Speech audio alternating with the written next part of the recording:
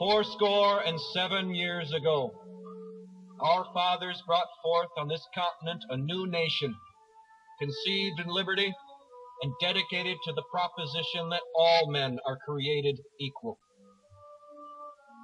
Now we are engaged in a great civil war, testing whether that nation, or any nation so conceived and so dedicated, can long endure. We are met on a great battlefield of that war. We have come to dedicate a portion of that field as a final resting place for those who here gave their lives that that nation might live. It is altogether fitting and proper that we should do this.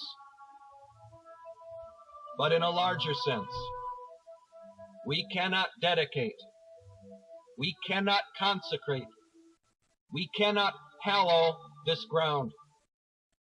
The brave men, living and dead, who struggled here, have consecrated it far above our poor power to add or detract.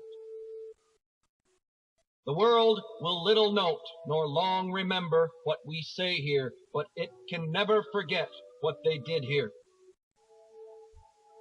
It is for us, the living, rather, to be dedicated here to the unfinished work which they who fought here have thus far so nobly advanced.